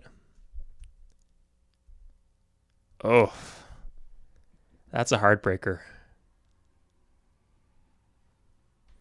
If you zoom in, you can literally see the moment where his heart breaks in two. Yeah, I know. It's okay. It's a sacrifice for the greater good. So, the Incans may have fallen, but their spirit of the island, the 3-person island, lives on. And one person, not gonna lie, it's probably gonna be Spooky, but maybe it'll be Frank. We'll come out on top, and we'll later contest the Spanish and have a chance of winning this game. Can Greece stop Spain? Ooh, that's a good tagline for the movie. Find out on the next episode of AI versus AI battles. Oh, deep voice. God, Russia's doing pretty well. Tony, after all this time, you guys were playing the long game, but you made it work, so congratulations. I kind of forgot that the Ottomans existed, and they have this big stack of units here. Let's see what they do.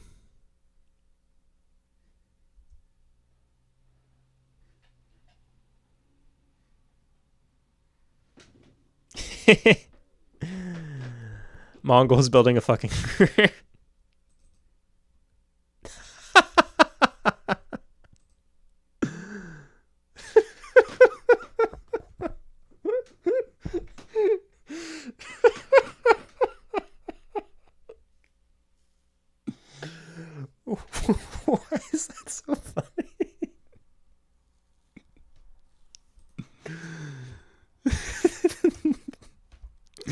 They have 6 tiles. Oh, I guess they can grow technically because they do have the river, but Korea. Oh, good for Scandinavia. Okay, some civs are actually kind of rising up here and might be able to contest. Oh, the Zulu are. What the fuck happened to Japan?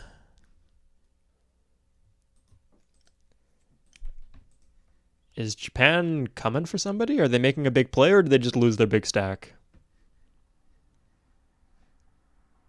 Germany has got their revenge against the Egyptians. After all this time.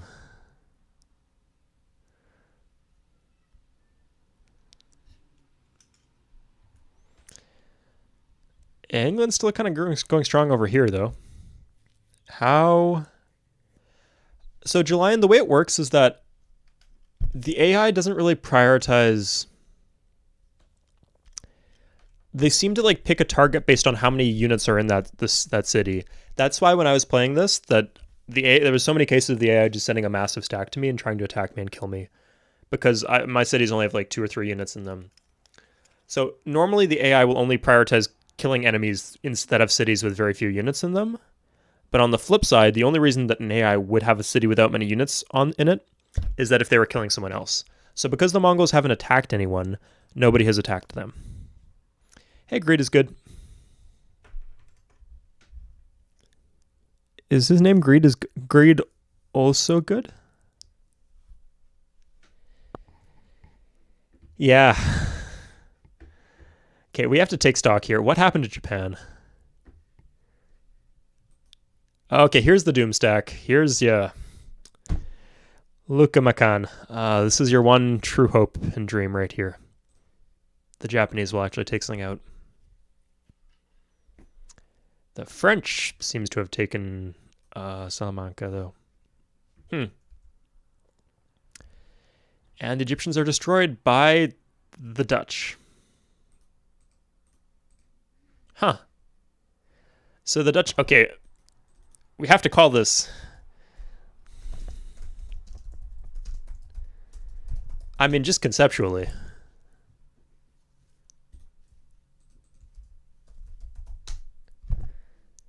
It just makes sense. So the Dutch have Amsterdam, they have the Dutch East India Company and the West India Company and Curaçao.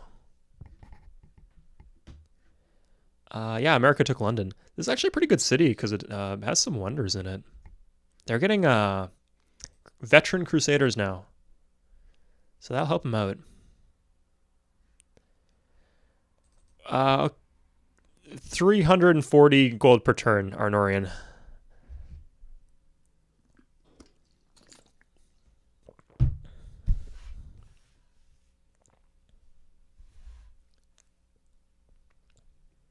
Huh, that actually went down.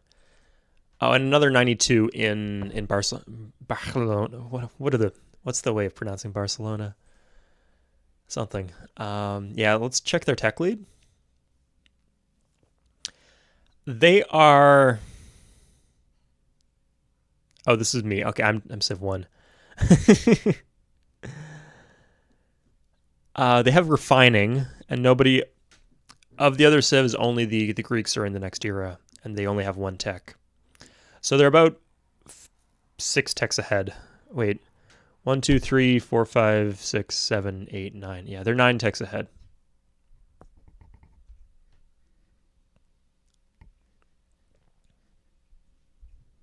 Barcelona. I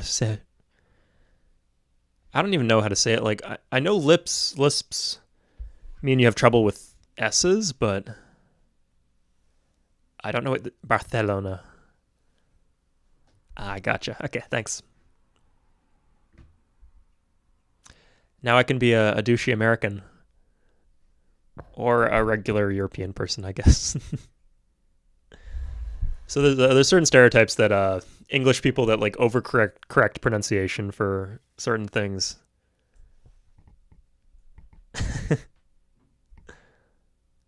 Ooh, what Byzantines, wow.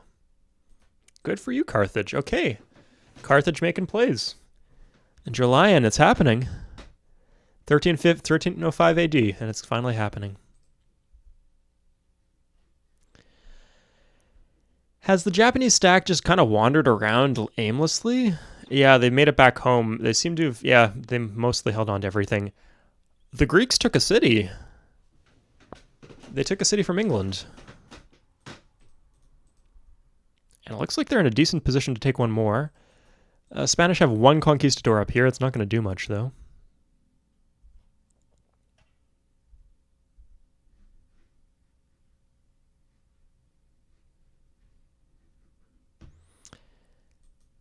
That's your guess is as good as mine, NBA Live. I'm really sorry about that. You and Yanko just got absolutely awful luck in terms of city civ choice.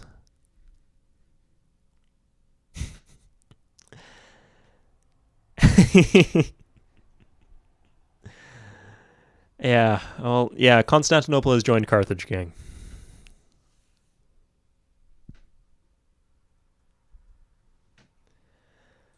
Okay, the Scandinavians are coming for somebody. I'm not sure who, but whoever it is, they're in a lot of trouble. Japan's also coming for somebody. Okay, yeah, that's what trouble is. Japan just turned around and went home.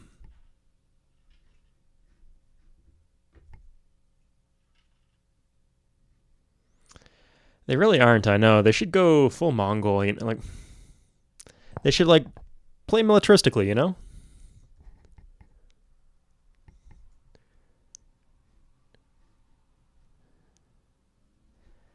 I think what happened was the Russians actually beat them to taking out China, so now they're just confused and they don't really know what to do.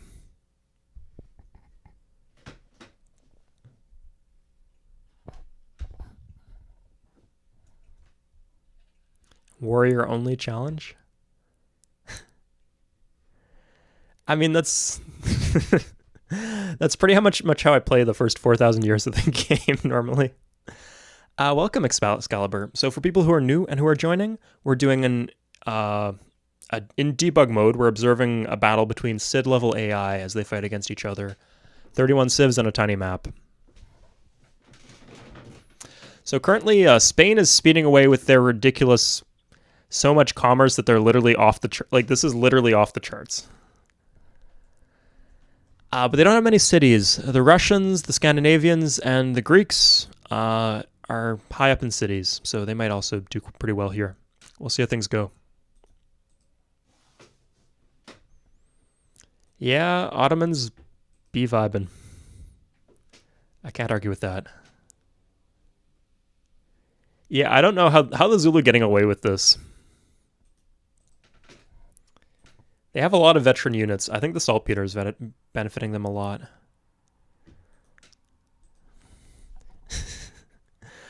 Another civ on the list of civs I completely forgot existed. The Aztecs are still alive in this game.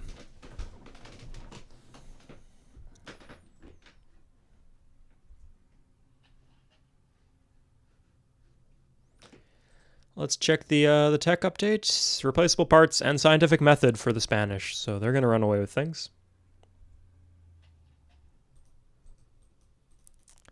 If they attacked into somebody with the infantry, I could see them running into some trouble. Against infantry, against a size 16 city, 100% defense bonus, 110% defense bonus, 135% defense bonus. So 27 defense, effectively. I'd be surprised if 16 knights could beat 3 infantry with that kind of defense bonus. All right, Alfonso, thanks for tuning in.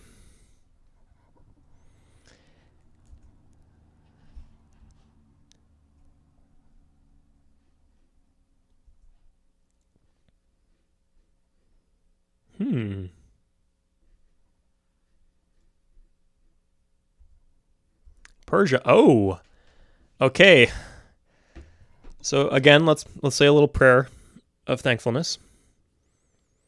It's like when you eat a turkey or something. Like you're thankful for your meal, but you must recognize the sacrifice that the turkey has made, giving its life force to you. Similarly, to be frank, thank you for your sacrificing your energy towards the cause of defeating Spain. They probably just, yeah, it got sold because they're broke.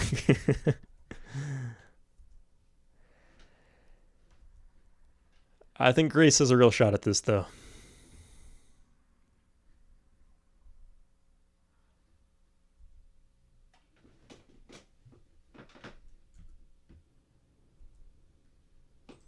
Yeah, let's see what text they got. They got combustion and flight, it seems, or flight and mass production. Okay, they can't build either of those because they don't have any oil. And there's only 2 oils on the map. So effectively, they just can't build that stuff, but yeah. Oh, they can build marines. If the Spanish can get the tech, which they will, they can build marines. The French are doing a number on the Germans, actually. The French have cavalry, so good for them. Yeah, this isn't going to last too much longer. What?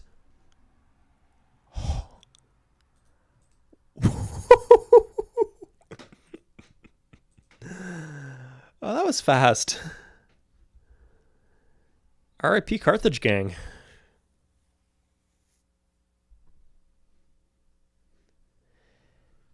Yeah, Spain has failed to take any other cities, so...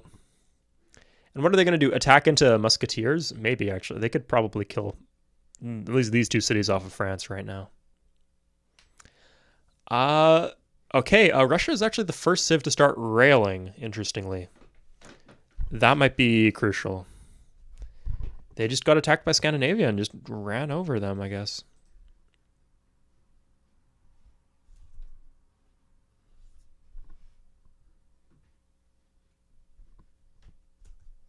I was paying attention to this over here, but...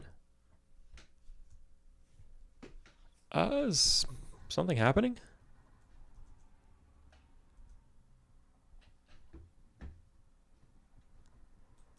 Nope, German's holding strong. Okay.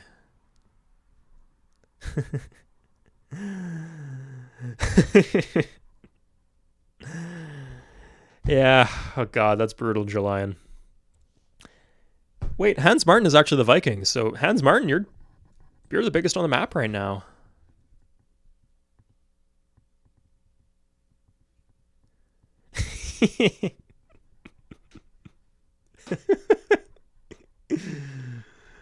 Oh god.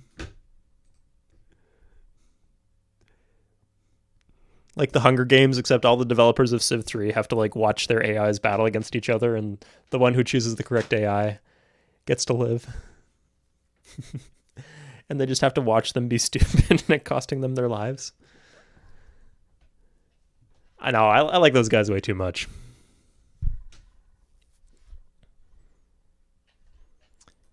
They're building guerrillas. Guerrillas are... no, not really that much better than infantry. Huh. Okay, so the Russians got another city. They got Washington, and they're closing in on London.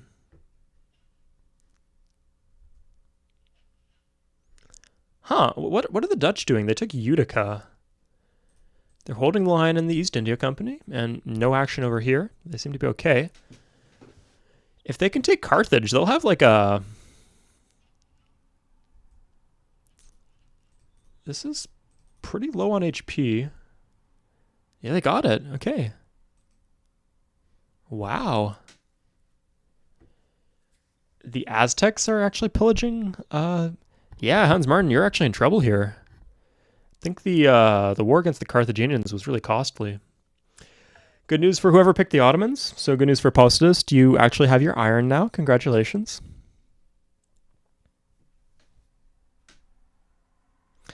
The one advantage to guerrilla DMB is they have defensive bombard, and I think they might be cheaper too. So as an offensive unit, I think they are arguably better, and it's certainly good to have them in a stack with infantry if you're using them for offense.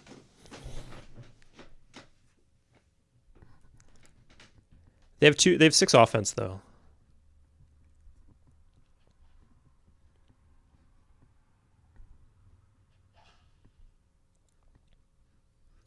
And maybe they're draftable? Wow, this is just like a relic of the past. Japan still existing. Their stack is just out here.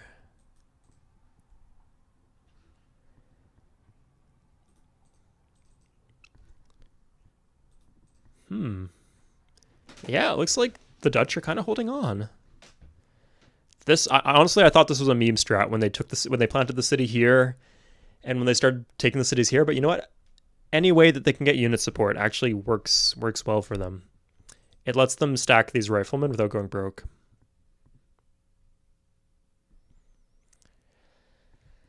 So DMB, there's like this conscious decision between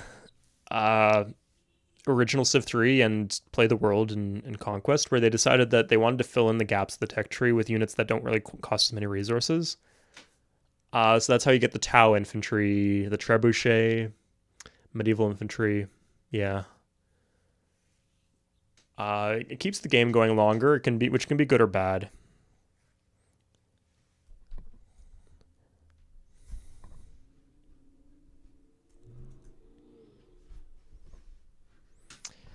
And Russia's continuing to rail. Yeah. The Ottomans. Huh, good for you, the Dutch. Wonder if they've overplayed their hand at this point. Doesn't seem like it, because all the civs they border are really weak in terms of technology.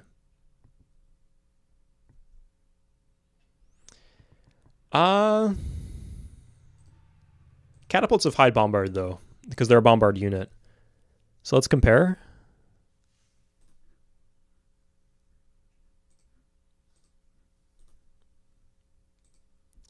Three bombard. So higher than the longbowmen.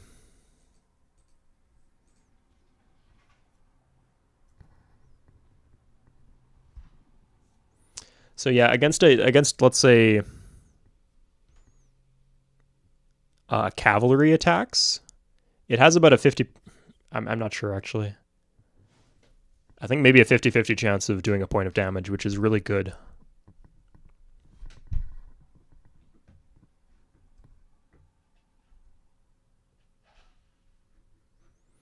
How do the Zulu keep getting away with this? They're such like a gangly, mismatched, ridiculous. How are you a thing? Why won't you die?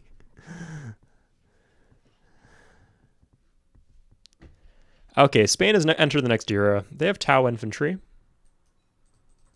Are they just going to win space race? I don't think anyone's in a position to stop them. Agreed. Yeah, if you're bringing artillery in your stack, then you might as well, I guess.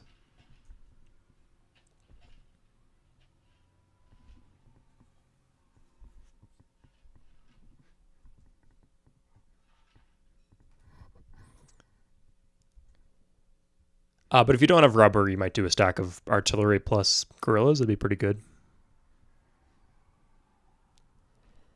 Russians took Seoul and they took Beijing. Okay, things. Oh wow, they took out the. They really pushed into the Zulu here. They're kind of blowing up. Things are really coming to a head. How many civs are left? Greece has disappointingly kind of done nothing.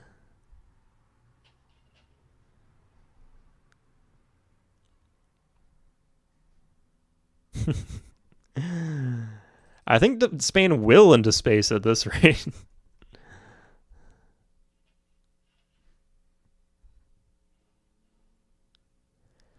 Although Russia is actually starting to look pretty terrifying. With those railroads, man, that's nothing. They could have had an ironworks city too if they played their cards right.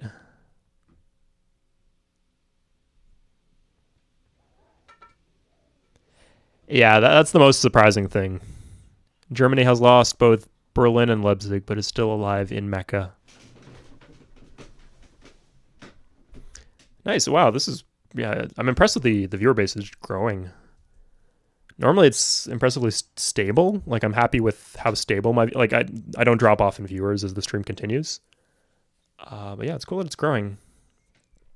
I guess the game is kind of ramping up in terms of intensity. So for people who are tuning in late, the Spanish have this ridiculous, literally off-the-charts science city because of all of this.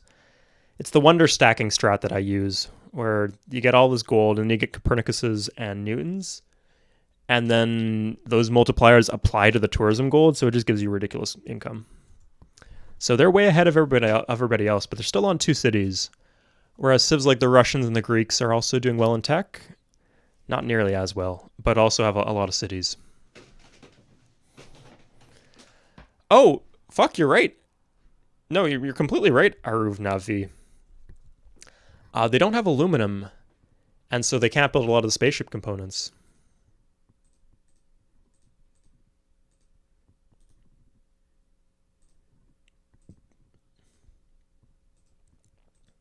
Yeah, let's check. They have rubber. Yeah, and they can't trade for your aluminum because nobody else has the tech. They also don't have uranium, for what it's worth. So they could win diplomatically since they're building the UN, but space race is pretty much, at least for a long time, that's not going to be an option. Why is there so much rubber but so little oil? There's 2 sources of oil.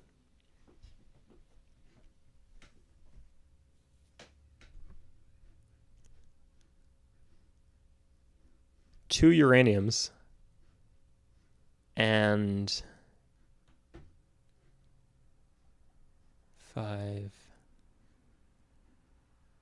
7 rubbers. Okay, not super high, but still quite high. Coal. 3 coals, and they're all right next to each other. I think it's a real possibility that Russia will have a monopoly on the coal. Is there? Let's check.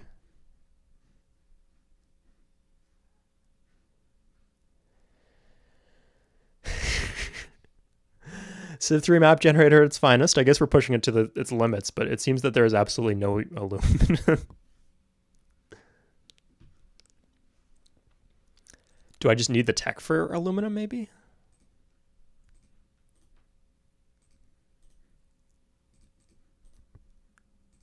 What's...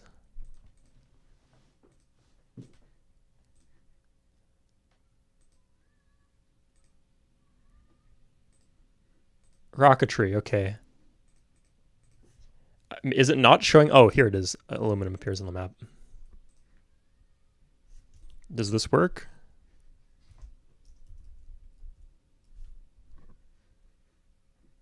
No, yeah, debug mode, we should be able to see all the resources. Yeah, there's just no aluminum on this map because it's super bugged because of how dense we generated this. Yeah, so Space Race Victory is currently not possible at all this game. Zimbabwe has fallen. Caustics are actually pretty good in this.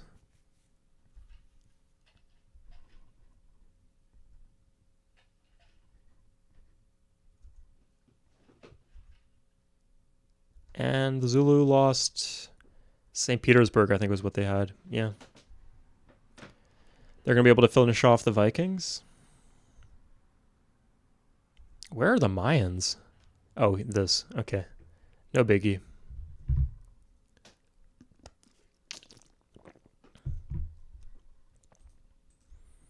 Yeah, it's over for them now. It's over for everybody else now, huh? Yeah, Russia is scary.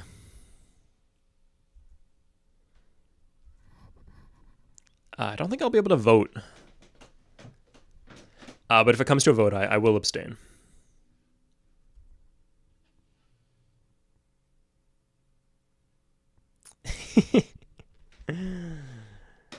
Imagine how Hans Martin feels. He picked them up from the beginning. He was one of the first people to really believe in the Vikings. And look how he's rewarded.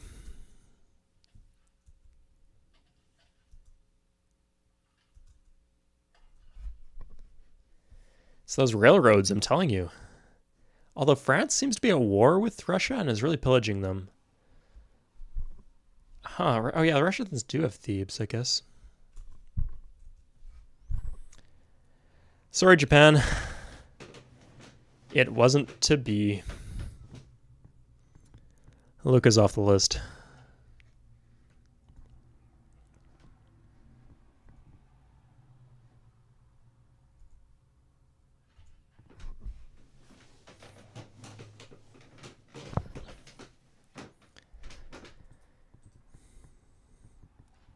Yeah, I know. It's really a shame to see the Japanese go before their time. What am I saying? This is way after their time, but they should have done better in their own time. It's very disappointing.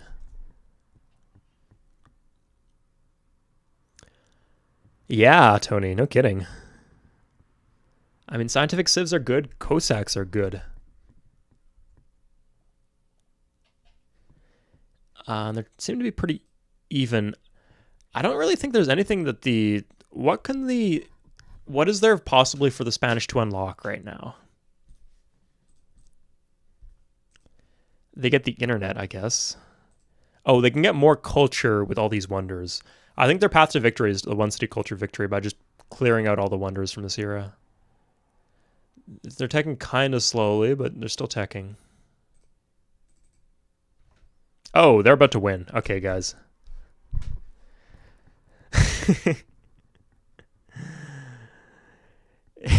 Yeah.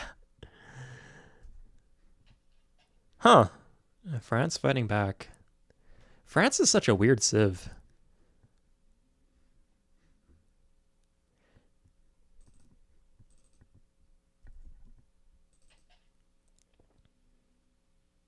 Yeah, I guess they win in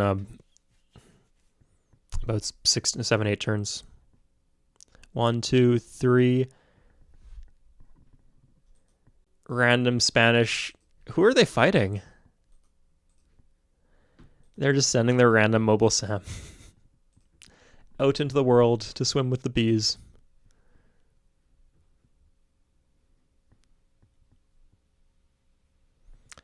Kazakh? I don't really understand.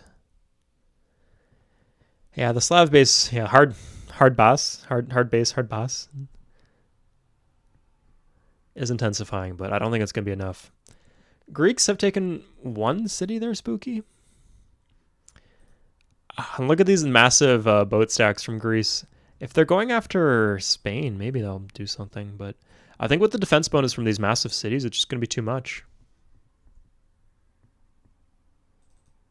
Yeah.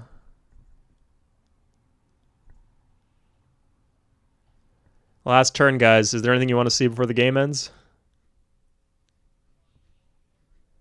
Damn, the Greeks are just guerrilla warfare all over the place, huh? Ah, yes. I gotcha, yeah. Oh, how the mighty have fallen. They're not holding on to their empire either. They lost Seoul and they lost Kyoto. I think even if you gave them an extra 50 turns, the Russians wouldn't come away. I don't know what would happen. I think Greece would, in the very, very long run, maybe win. Because the advantage they have is they're not getting pillaged out. They're also railing somehow. I guess the Russians must have passed them coal. But the Russians don't have... What the fuck? Who has coal? Wow. Anyway. Farewell to old Madrid. A humiliating cultural loss. After investing an hour and 37 minutes.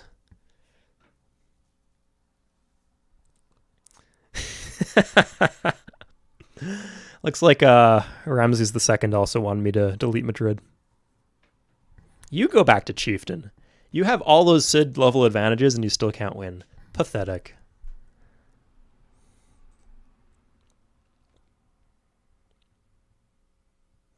Does anyone else find these faces kind of creepy in the background? What is that? They look like they're made of silly putty. I guess they got Kyoto from Japan, but they had a lot of rails. They only had Kyoto temporarily before they lost it to the Vikings.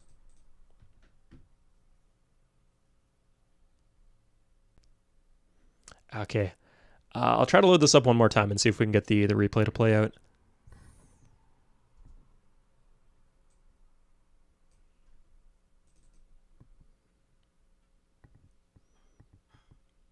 Yeah, I'm glad we're in agreement about this. It's just such a weird small detail in the game, but it's, yeah, what can you say? It was a choice. It's weird because, like, the leader heads in Civ 3 are absolutely fantastic. I'm actually really impressed. Like, they look better than the ones in Civ 4 and not Civ 5 maybe, but in Civ 4 definitely. And if you ever play like a custom mod that someone in the fan community has made, often the leader heads are awful and horrible and horrifying. But the ones that come with the game are pretty good, so that makes like the weird clay faces in the background of the victory screen all the more strange.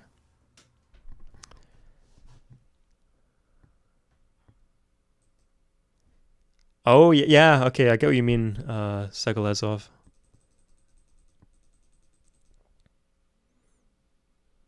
Maybe the Spanish put one of those faces on their on their face and started assassinating people.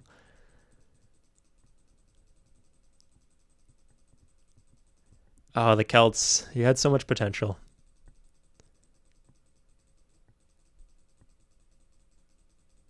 And the Zulu, too. Let's talk about the comeback of the century. How both of these Civ lives looked pretty mediocre, and eventually they became pretty strong. So this is the long phase where the Celts just refused to die.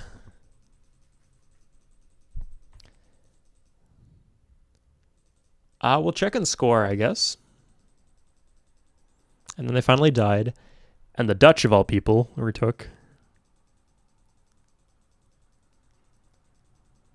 And there's a long pause before England starts to make plays. And England started to look pretty promising, but they were overextended. I've noticed a theme that the civs that conquer contiguously tend to do the best. Yeah, there's a lot of things that happened around here.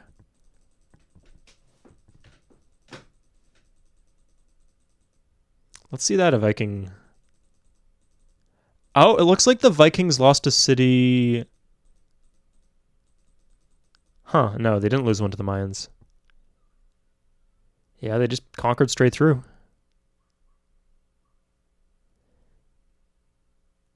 Civ 4 is uglier than Civ 5. I think it's very minimalist and very effective given how minimalist it is.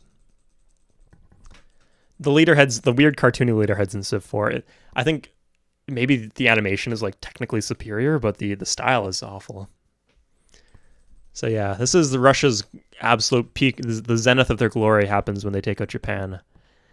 And they suffered. They suffered for taking out Japan. Culture flipped back to America. Oh, odd. Yeah, and that was it. Look at this contraction. It's incredible. Yeah. God. Spanish pretty much playing on Chieftain right here with how many wonders they had in their capital. Are they that bad, Spooky? God. Anyway, yeah, I need to go have lunch. Thank you so much for tuning in, everybody. This was a really successful stream, and I'm definitely interested in like doing more like twists on the AI versus AI battle genre. If you guys can think of anything, I think we do need to change it up to keep it fresh. But yeah, you could make it really. We could do something like Napoleonic Europe. I don't know, like do the conquest, but like make it so they only spawn with one city. Yeah, like make like 31 civs distributed randomly on the Napoleonic Europe map with the Napoleonic Europe tech tree. I think that'd be a lot of fun. Anyway, if you guys can think of something like that, I'll definitely.